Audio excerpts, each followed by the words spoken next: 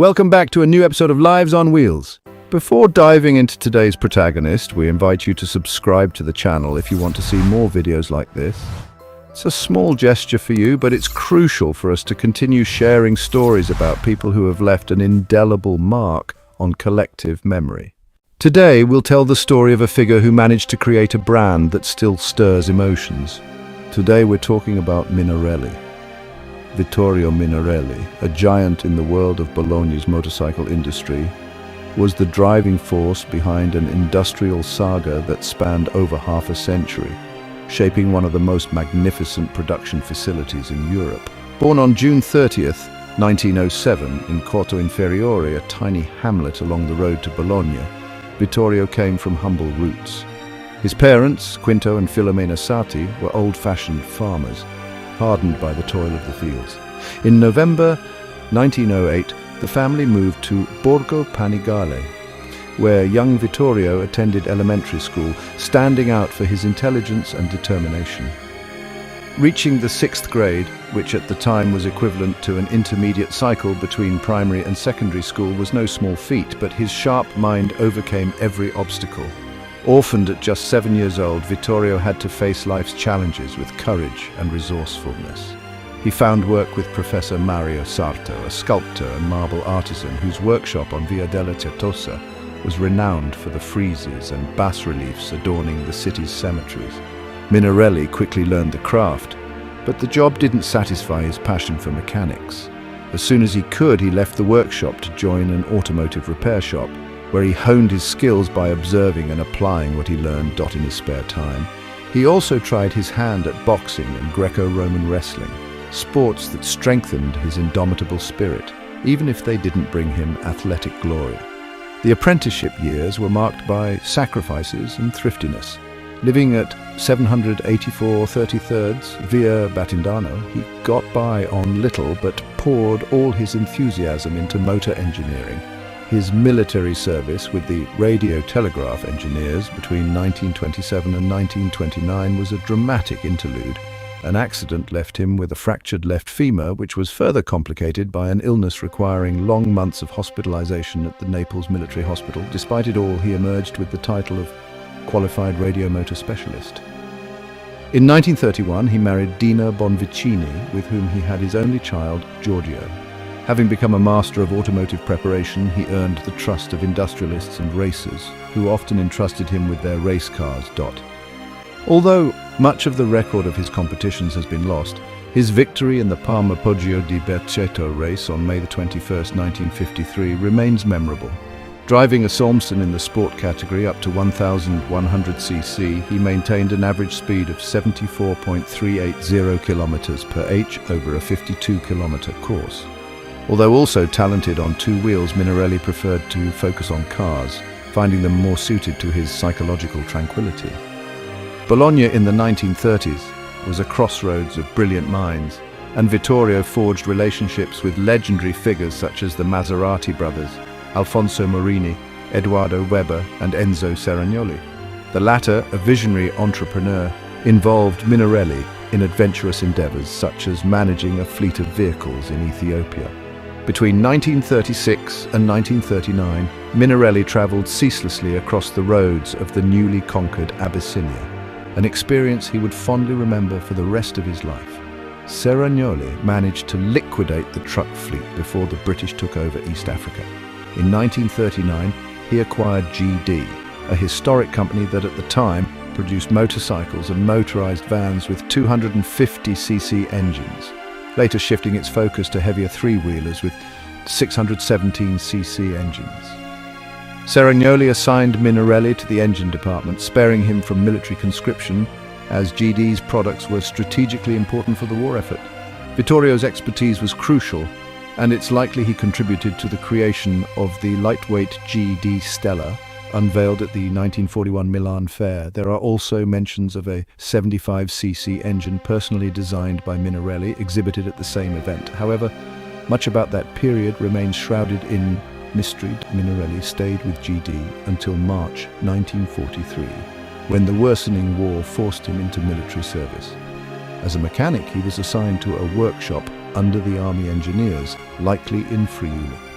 After the chaos of the September 8, 1943 armistice, he managed to evade capture by the Germans and save himself. The turmoil following the armistice marked a turning point in Vittorio's life.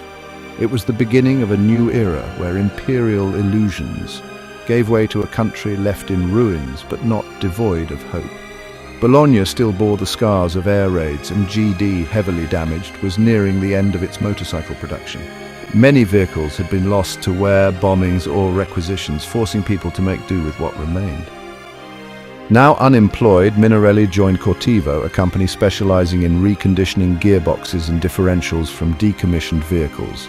The system provided quick solutions for truck drivers and worked reasonably well, but the future belonged to the new vehicle market. The motorcycle industry in particular was in a state of flux and demanded skilled technicians. With his talent and passion, Vittorio Minarelli was ready to embrace new challenges. In an Italy eager to rebuild fortune smiled on Minarelli in 1951 when he partnered with Franco Morini to found FBM, Fabbrica Bolognese Motocicli. Morini, born in 1924, brought valuable experience from Ducati and Moto Morini, the latter managed by his uncle Alfonso, whose technical and commercial strategies he did not entirely share. The two men, with limited resources but great ingenuity, set up a small workshop at Via Safi 37, equipping it with only the essentials to refine and assemble components produced by various specialists. Supported by their inventiveness and a small team of skilled workers, they accepted an order from Aldo Guazzoni, a historic Milanese manufacturer, for a lightweight 150cc two-stroke motorcycle. The FBM delivered, and Guazzoni also commissioned a 250cc model. Although with no guarantee of further orders for Minarelli and Morini, it was time to establish their own brand. In 1952, they introduced the Gabbiano 125, a lightweight motorcycle combining elegance and practicality, positioned between classic motorcycles and high-wheeled scooters. Presented at the Milan exhibition, it competed with well-established models such as the Galetto by Guzzi, the Ermacchi 125, and the Rumi Scoiattolo Dot. Despite the competition, the Gabbiano stood out for its sleek design, functionality and competitive price of just 164,000 lire. The success was immediate. Mototecnica dell'Italia Centrale distributed it under the Bartali brand, ensuring widespread reach. 1953 marked a turning point with the launch of the Vampire, a traditional motorcycle powered by a 200cc four-stroke engine. Around the same time, the company moved to a larger facility at Via Ghisiliera 15, where they introduced the Gabbian car commercial tricycle and, most notably, the revolutionary two-stroke standalone engine, the P.48 Petirosso. This innovation began to challenge the dominance of Sachs and JLO engines. FBM's lineup quickly expanded. The Petirosso-inspired engines ranging from 75cc to 175cc, which led to collaborations with brands like Beta, Chiamati and Mondial. The growing reputation of FBM reignited Minarelli's passion for competitions. In 1954, Arteno Venturi, a promising technician, raced the Gabbiano in 23 regularity and gymkhana events, showcasing the quality of FBM's products. The 175 MT engine, for example, proved its resilience during the 1954 MotoGiro and Milano-Taranto, with riders like Carani and Nutini competing. However, Como, an ambitious project for a revolutionary 175cc twin-cam engine, remained unfinished due to the lack of a suitable chassis. In 1956, unresolved tensions between Minarelli and Morini came to a head. Their differing visions, coupled with the success of the new P3 engine and evolution of the legendary P.2, led to their separation. FBM ceased to exist, giving rise to two new entities, FB Minarelli and Franco Morini Motori. Initially, the two companies shared facilities and produced similar products, but they soon diverged. Minarelli remained in Via Battindano, bolstered by a strong partnership with Beta, while Morini relocated to Via del Triumvirato. This marked the end of an era, but for Minarelli it was just the beginning of a journey toward new achievements. Taking over a downsized company comes with uncertainties, especially when product quality and commercial stability are at stake. However, FB Minarelli was undaunted, possessing both attributes in abundance. Its two-stroke engines, ranging from 48cc to 175cc, and four-stroke engines of 150cc, 175cc and 200cc were its crown jewels, sold across Italy and abroad through a well-structured distribution network strategically, The company abandoned the production of complete motorcycles such as the Gabbiano and the Vampire to focus on standalone engines. Already renowned models like the P3 and the 125cc 2-stroke efficiency was supported by a network of qualified suppliers. Macy and Pedersini and GDG for crankshafts, Micar for gears, Perimecanica for cylinders, Maserati for levers, Siama for gearboxes and Autorota for magneto flywheels. The workforce was equally distinguished. M. Otadia, formerly with M.I. Val, managed the workshop. Aristide Venturoli was the draftsman. Arteno Venturi led projects and experiments while mentoring young talents such as Pierino Capelli and Gianni Cinelli. In 1957 to 1958, Mario Mazzetti, a genius already known for his work with joined the team. He significantly improved the power of the 125cc 4-stroke engine. By 1958, demand for the P3 had reached 400 units daily, requiring an intense production pace. The company remained in the facility on Via Battindarno, though its official address was changed to Via Malozzo da Forli, 23. Herr, Minarelli was an omnipresent figure, owner, director, designer, and tester. He worked alongside the laborers, offering guidance or stern reprimands when necessary. Yet no one held a grudge against him. Respect for Minarelli was universal. Alongside Vittorio Minarelli works his son Giorgio, a mechanical engineering graduate who had already been a valuable collaborator during his university studies. The workshops hum with unrelenting production. In 1959, the E1, E2 and E3 series of economical 48cc mopeds debuted, followed in 1962 by the Zeta models and in 1963 by the P1 with automatic clutch. Simultaneously, the company expanded into industrial and agricultural engines such as the 183rds, 190 and 100/4 models. Motorsport remained a vibrant passion. In 1959, Venturi won the Gymkhana Championship with an FMB 125 and repeated the feat in 1963 with a 170cc 4-stroke experimental prototype. However, it was in 1963 that the 48cc P4 truly soared. The new Cadetti 60cc race formula saw the Minarelli engine mounted on the Italjet Vampiro dominate competitions, triggering an avalanche of orders. This success led Minarelli to develop the new 60 Competizione, which monopolized the 1966 championship with 11 victories in as many races. At Monza, Piero Cava set 5 world records with a version tuned up to 73cc. While Venturi continued to shine in Gymkhana events, meanwhile, the touring sector flourished with the success of the single-gear 48EZ, exported to Argentina, France, Great Britain, Mexico, the Netherlands, Portugal and Spain. However, Minarelli didn't stop there. In 1967, the 60 Competizione claimed the mountain championship with Tenconi and the Cadetti championship with Sottili. At Monza, Buscirini broke 2 more world records, paving the way for a 175cc cross prototype expertly handled by specialist Chiesa. This frenetic pace culminated between 1967 and 1968 with the relocation of Motori Minarelli SPA to a modern plant in Calderara di Reno, Lipo district, capable of accommodating over 100 employees. The old site at Via Malozzo da Forli remained operational for industrial engines.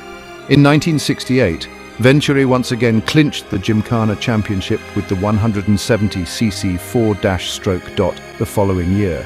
With the debut of the 48cc V1 horizontal cylinder model, Minarelli travelled to Elvington, England, setting new world records in the 175cc class. In 1970, Venturi celebrated another triumph, reclaiming the Gymkhana title with a 175cc 2-stroke. In 1971, Venturi and Cava returned to Great Britain, setting 5 world records in the 175cc class and 2 in the 100cc class. By 1973, Pier Paolo Bianchi set 2 records in the 100cc class at Monza, while Buscirini distinguished himself in 1975 with records in the 75cc and 175cc classes. Minarelli continued to turn every challenge into victory. cementing its name as synonymous with mechanical excellence and sporting spirit. The feared crisis in the industry during those years led Vittorio Minarelli to a period of reflection. As he approached old age, the Commendatore could consider himself a fulfilled man. His life was a celebration of achievements, a family that adored him, with his granddaughter Carlotta as his greatest pride and a splendid villa on the San Luca Hill, tangible symbols of success earned through sacrifice and talent. Despite his achievements, he never indulged in vain celebrations. Proud of the awards and accolades his company had received, Minarelli saw them as the fruit of a lifetime of dedication and hard work. He had little fondness for social events or academies, preferring instead the practicality of his passions. Among these were cars: the Lancia Aurelia B21, Alfa Romeo Giulietta Sprint, and Mercedes 300 SL were his trusted companions on trips to circuits and factories. Minarelli, calmer, jovial and playful, embodied the authentic spirit of Bologna. A man of the people, he affectionately called his trusted employees Nino, while reserving the ironic Lule, that one, for those who didn't inspire confidence. Mindful of the hardships faced by laborers, he was always ready to lend a helping hand to those in financial need. The stereotype of the exploitative capitalist did not suit him. Even the harshest unionists acknowledged this. As the decade waned, Motori Minarelli SpA, now led by his son Giorgio with the skilled support of workshop manager Giacomo Donatini, reached new heights. They produced 7 base models offered in over 200 variants, including a robust 175cc two-stroke for cross racing and the updated VTN 50. The company moved forward swiftly, while the Commendatore finally devoted himself to his great love, motorsport.